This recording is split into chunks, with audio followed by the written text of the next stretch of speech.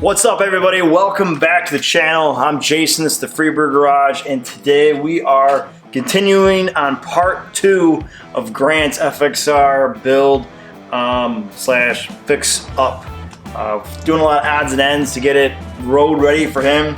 It currently runs as it is right now. Last week we did the carb rebuild or fix the float so it didn't stop pouring gas everywhere.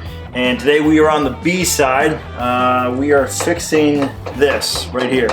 Now, some probably think, what's the, you can either ride on it, but as anyone knows, if you're trying to ride real well on your bike, you need a nice sturdy foot on the other side. So that's what we're gonna do today. We're gonna fix this bad boy up. Why? It is nice and jiggly going down the road. I rode it from when we purchased it, the day of, or when Grant purchased it, in the middle of the night. We were riding back home, and it was definitely a little sketchy. Didn't know why it was doing that. That was the worst part. So I didn't know if it was like hanging on by a thread, if there was something that was missing down below the bracket or whatnot, or if it wasn't secured. So that was going to be a nightmare if this thing popped off as riding. So essentially, it rides out there. Now, I haven't touched this pedal itself. This is as filmed as you guys see it. So what we're going to do now is we're going to see if this can at least be tightened, right? We're going to do the easiest in, I don't know what they call it, not really stupid, but process of elimination first. So I'm going to do, you got the right one, cool, 1/4 inch. All right, we're going to see if we first tighten this down and see if maybe it was just loose. That's a little scary. Keep tightening, keep spinning. Righty-tighty becomes righty-loosey.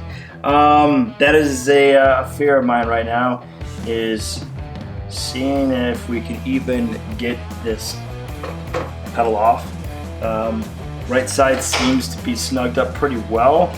So, let's pull this off and see what we can get from here.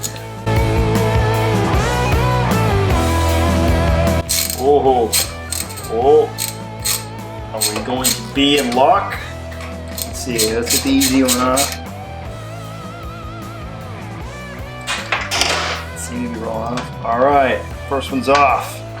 That's good. Now for the troubled one, I seem to get some threads. Bam, both off. First thing I didn't notice is that there's normally a shim right here. Not a big problem.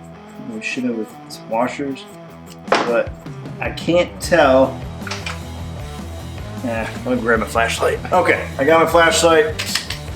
Shot the holes. The one on the right, oddly enough, that is allowing it to be tightened down, is got some shavings of threads, which isn't the greatest, up and out of the hole already, I can tell.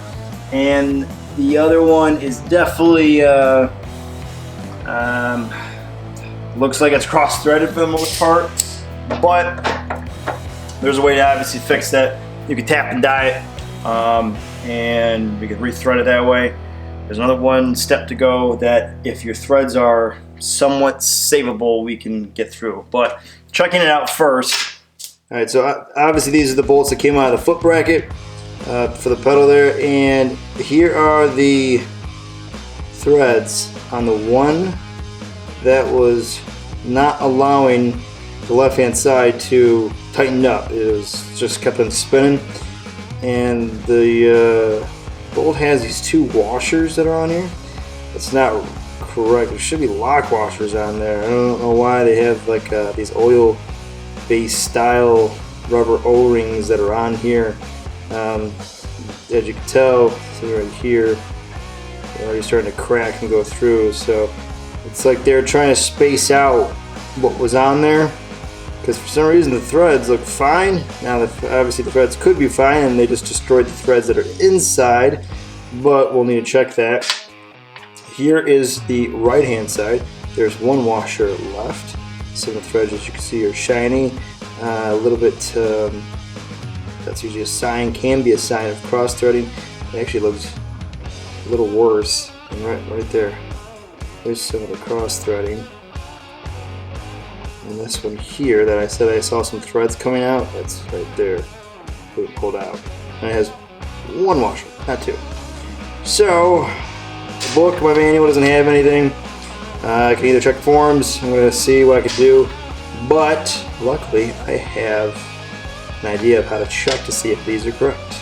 We're going to do a little cheat. Luckily, I have my FXR in the garage as well, so anything that seems to be questionable on Grant's bike, we can match up with my bike to see if it pairs to be the same. So we go ahead and pull the bolt off of here, see if it matches up, and go from there. Bam! Bolts are lined up. I have obviously the original one that came off of Grant's FXR, these two, and the one that came off of mine. And if you guys can't tell, I believe I have found the solution to the problem, and that is they're just too long. Let me see if I can get these matched up here for you. There we go. Stem heads and the threads, as you can see, match up. That's our issue. So what I'm gonna do is I'm going to run to the store, the hardware store, or Fastenal. I'll be back, and when we return with some new bolts. Back from the store, and on my travels, I luckily found the exact bolts I was looking for. Now, finding it was fairly simple. Went to the local hardware store. Ace is usually the ones I like to go to. Just love going to those stores. You can like just get lost in all the bolts going through them. I usually have a good time. It's like a treasure hunt.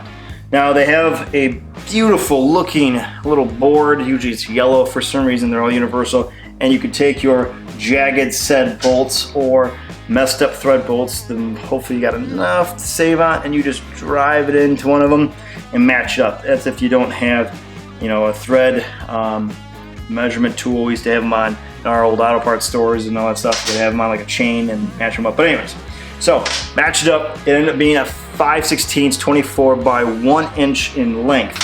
And the original one that I have here off of Grant's bike is 1.25 inches measured out that I have. And the original one is 1 inch. Now what's funny is that I didn't have it obviously in the service manual books. I like to go by that to see if it's going to be exactly the same numbers that I'm looking for, torque specs, everything else, but it wasn't in there. Could have went online, could have shopped anywhere, but just to clarify, you probably can't see that, but that says HD on my bolt. So I knew that that was correct size. I knew that is what thread is supposed to be. His bike's 92, the frames for FXRs all through the years are pretty much generally absolutely all the same. That's another video of trying to get into if you're wondering if there's any differences. But anyways, those are good, thread pitch is good. Now, where did I end up actually getting these bolts? I know I said Ace, but they didn't have the fine thread Allen hex head that I was looking for on there. They had it in the non-fine thread, I think a 5/16 by like 18, I think they had. So the 5/16 by 24 by 1, I went to Fastenal right there. Boom! So, if you have a Fastenal, it is a great place to also get bolts. My problem is you have to buy them in bulk. They're the only ones that they don't really sell them to you individually, at least since as far as I've been going there. I don't go there a bunch, but we got them there. So, let's see if we can get past the non-cutting of new threads going down that nightmare. So, let's go ahead, clean up a little bit of what Grant's got going on down here on his bike, just to make sure we can eliminate any chances of destroy. So there's the first one there we're gonna put in just to see if we are smooth going in. Great feeling already going in, just to be on the safe side, even though the right side was good.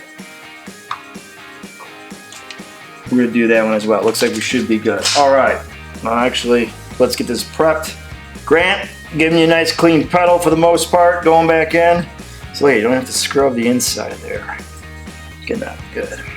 All right, if anyone's worked on your own Harley, if you're very familiar with the shaking of the bikes, is that one thing is Loctite. And Jesus loves Loctite, and that's what we're putting on right now. Make sure that the bad boy doesn't want to leak out. Believe me, I know there's different ways of putting on Loctite. I just gotta put a good skim on it there and roll it on. And I double checked on my side, I didn't have a lock washer, so it should be fine without it. Thought we were gonna need it, but according to my side, we should be good. Sure, someone out there could probably tell me that like or otherwise, but that's what we're gonna roll with. Oh, and look at that. She snugs down. Beautiful. That is awesome. Wow. Let's finish up the job and do the other one.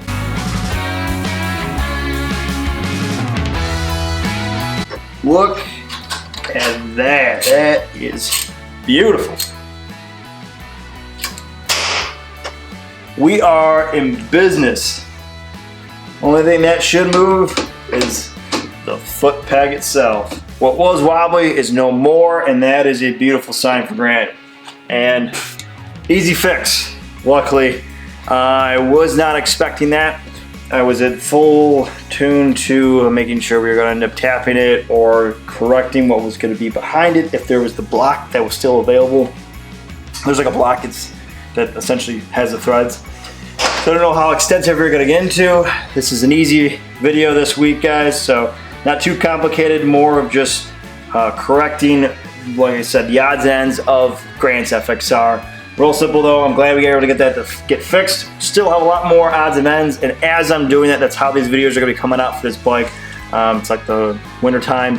Fun part of doing this is, as I see it, you guys will see it too. The best I can film it for you and get it done, but we nailed it. Grant, your feet will be safe for now, at least. So there's Loctite. We're good.